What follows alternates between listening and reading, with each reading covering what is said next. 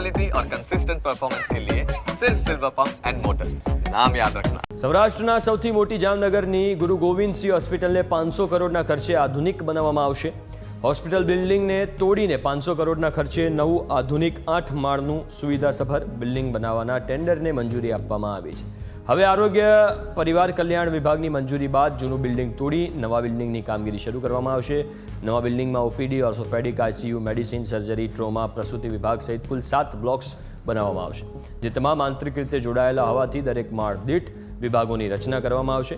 નવા બિલ્ડિંગ બાદ હોસ્પિટલમાં 1237થી વધીને 2147 બેડની સુવિધા હશે। જીજી હોસ્પિટલમાં સરકારશ્રી દ્વારા નવી બાબતમાં બાંધકામ મંજૂર થયેલ છે, જેનામાંથી આપણને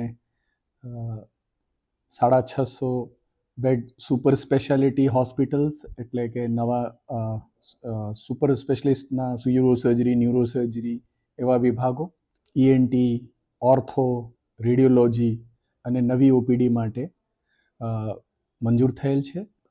હાલ ગુજરાત સરકાર તરફથી આ નવી બાબતમાં મંજૂરી મળેલ છે, જેનું પ્રોસેસ ચાલુ છે। આજથી 97 વર્ષ પહેલા બનેલી જામનગરની ગુરુ ગોવિંદસિંહ હોસ્પિટલનું નવ નિર્માણ કરવામાં આવશે। અહીં ₹500 કરોડના ખર્ચે 8 માળનું બિલ્ડિંગ બનાવવામાં આવશે। વાત કરીએ હોસ્પિટલની તો જે નવ નિર્માણ છે તેનું ટેન્ડર પ્રક્રિયા છે તે પૂર્ણ થઈ ચૂકી છે। હવે આગામી રાજ્યના જે આરોગ્ય અને કલ્યાણ વિભાગ દ્વારા અહીં જે મંજૂરી બાદ કામગીરી હાથ ધરવામાં આવશે, ત્યારે ખાસ કરીને હાલારના બંને જિલ્લાઓ દેવભૂમિ દ્વારકા અને જામનગર તથા મોરબીના જે દર્દીઓ છે તેમના માટે આ હોસ્પિટલને સુવિધાસભર હોસ્પિટલ મળી રહેશે।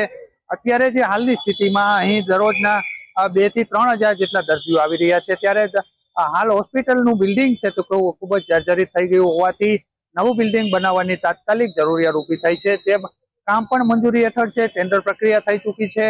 હવે બસ જે આરોગ્ય વિભાગ કલ્યાણ દ્વારા જે મંજૂરી મળ્યા બાદ અહીં કામગીરી શરૂ થશે, ત્યારે લોકોની જે દર્દીઓ છે તેમની સુવિધા મળશે અને સારી સારવાર મળતી રહેશે। Sanjay Vaghela, news capital, Jamnagar.